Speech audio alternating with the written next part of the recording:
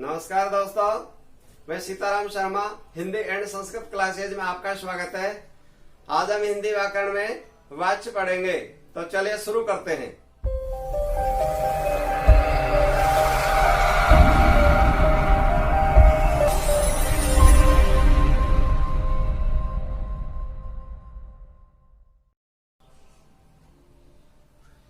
दोस्तों, हमारा टॉपिक है वाच्य। क्रिया के रूप का वाच्य कहते हैं किसमें क्रिया के बारे में बताया जाता है। भाई क्रिया तो हुई है, लेकिन उस क्रिया के भाव है या कर्म है या उसका कर्ता है, उसके बारे में जो अवगत कराया जाता है उसे कहते हैं वाच्य। तो क्रिया के रूप को वाच्य कहते हैं। वाच्य तीन प्रकार का होते हैं। पहला वाला होता है कर्तवाच्य। कर्तवाच्य होता है कर्ता के आधार पर क्रिया के लिंग और वचन बदल जाते हैं, वो होता है कर्तवाच्य। राम कर्ता है और दूध हो गया कर्म, पीता है क्रिया। तो राम पुल्लिंग है, एक वचन है, तो जो क्रिया है वो भी पुल्लिंग और एक वचन है। तो कर्ता का और क्रिया का एक संबंध होता है, वो होता है कर्तवाच्य। कर्तवाच्य में कर्म प्रधान होता है। कर्तवाच्य अकर्मक क्रिया का भी हो सकता है और सकर्मक क्रिया का भी हो सकता है। सकर्मक क्रिया क्या होती है? जिसमें कर्म होता है कर्ता के बाद में, वो सकर्मक क्रिया होती है। राम कर्ता है, दूध कर्म है, क्रिया सहायक क्रिया।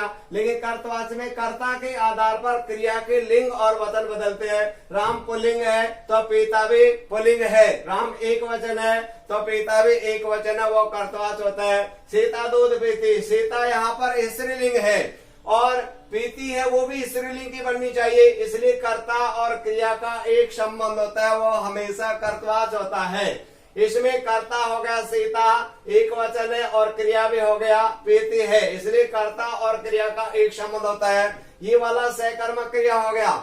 आगे है कृष्ण खाता है। कृष्ण है वो पुल्लिंग है और खाता है वो भी पुल्लिंग की क्रिया है, इसलिए कर्ता और क्रिया का एक संबंध होता है। इसमें कर्म नहीं है, तो कर्म से कोई मतलब नहीं।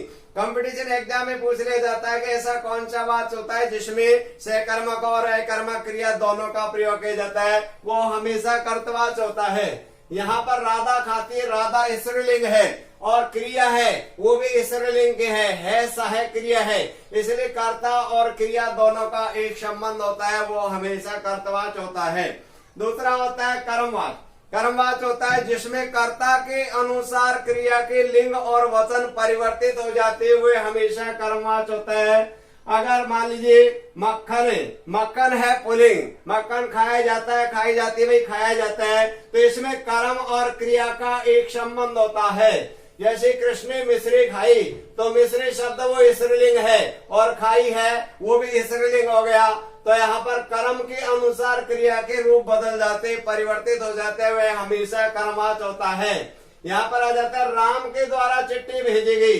राम हो गया कर्ता और यहाँ पर हो गया कारक और चिट्ठी हो गया कारक और भेजी गई क्रिया। तो दोस्तों ध्यान दीजिए, कर्मवाच्य में इनका होना बहुत जरूरी है। यानी कर्ता, उसके बाद में कारक का चिन्ह आ जाता है और उसके बाद में कर्म आता है और इसके बाद में क्रिया।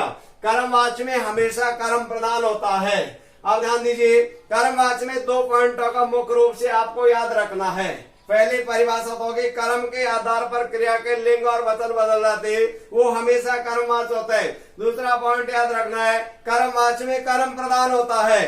तीसरा ध्यान रखना, अगर किसी वाक्य में यानी कर्मवाच्य में कर्ता नहीं होता है तो कारक के चिन्ह का प्रयोग भी नहीं होता। जैसे दूध यहाँ पर कर्म है और क्रिया हो गई पिया और सहायक क्रिया हो गई जाता है, यहाँ पर कर्ता नहीं है तो कारक के चिन्हों का प्रयोग भी नहीं किया गया। इस वाले जो वाक्य इसको ऐसे भी कर सकते कि मिश्री खाई गई, क्योंकि कर्ता नहीं है तो कारक के चिन्हों का प्रयोग भी नहीं होता। इसको भी हम यहाँ से कट कर सकते हैं, क्योंकि कर्ता होता है तभी कारक के चिन्हों का प्रयोग किया जाता है। यहाँ पर कर्ता नहीं है इसलिए कारक के चिन्हों का प्रयोग नहीं हो रहा। जैसे फसल काटी गई, फसल शब्द वो कर्म है, कर्ता नहीं है तो कारक का चिन्हों का प्रयोग भी नहीं हुआ।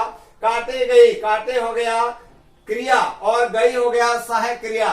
तो इस वाले जो कर्मवाच्य में हमेशा कर्ता, कर्ता के बाद कारक आता है, कारक के बाद में कर्म आता है, कर्म के बाद में क्रिया आती है। अगर कर्ता नहीं होता है तो कारक का चिन्हों का प्रयोग भी नहीं होता।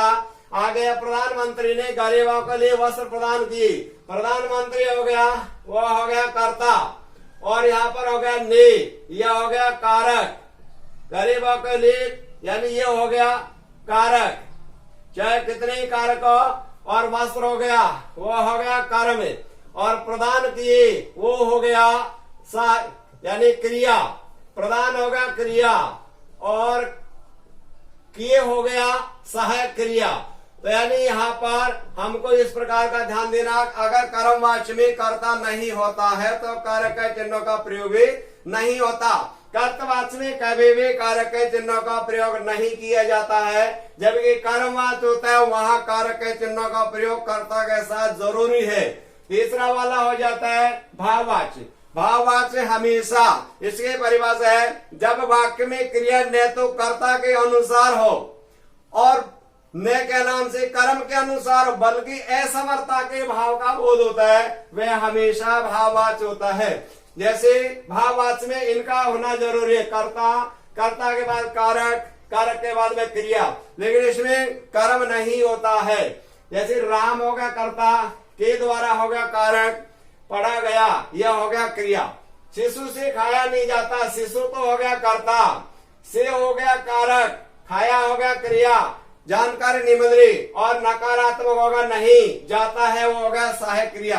अब इसका ध्यान दीजिए दोस्तों, भाववाच्य के आपको दो टॉपिक ध्यान देना है, 2 पॉइंटों को। क्या? भाववाच्य हमेशा अकर्मक क्रिया का होता है। इसमें दूसरा नंबर का ध्यान देंगे, अगर वाक्य में कर्ता नहीं होता है तो कारक के चिन्हों का प्रयोग भी नहीं होता है। जैसे चला नहीं गया, चला शब्द है वो क्रिया है, कर्ता नहीं है, तो इसमें कारक के चिन्हों का प्रयोग भी नहीं हुआ है, नहीं हो गया नकारात्मक, और गया है वो हो गया सहायक क्रिया।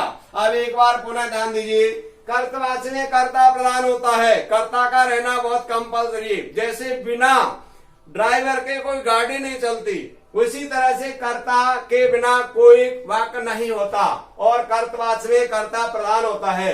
कर्मवाच्य में कर्म का होना जरूरी है, हमको कर्ता और कारक से कोई मतलब नहीं। तीसरा होता है भाववाच्य होता है, वो हमेशा अकर्मक क्रिया का होता है, और कर्तवाच्य होता है वो अकर्मक क्रिया का भी हो सकता है वाले, और सकर्मक क्रिया का भी हो सकता है। परीक्षा के एग्जाम में ऐसे भी पूछ लिया जाता है, भाई कर्तवाच्य को कर्मवाच्य में या भाववाच्य में बनाइए। तो यहाँ पर कर्तवाच्य किसान फसल काटता है, किसान है कर्ता, कोई कारक के चिन्हों का प्रयोग नहीं हुआ, फसल होगा कर्म, काटता है क्रिया। और यहाँ पर अगर ऐसे भी लिख सकते हैं किसान काटता है, तो अभी कर्तवाच्य क्यों? अकर्मक क्रिया और सकर्मक क्रिया दोनों ही प्रकार की क्रियाओं का कर्तवाच्य में प्रयोग किया जाता है। अब इसको कर्मवाच्य में बनाएंगे तो कर्मवाच्य में केवल कारक के चिन्हों को जोड़ दीजिए। जैसे किसान के द्वारा फसल काटेगी, किसके द्वारा काटेगी? किसान के द्वारा। क्या काटेगी? फसल, यानी कर्म हो गया, काटेगी क्रिया होगी, गई यानी सहायक क्रिया होगी।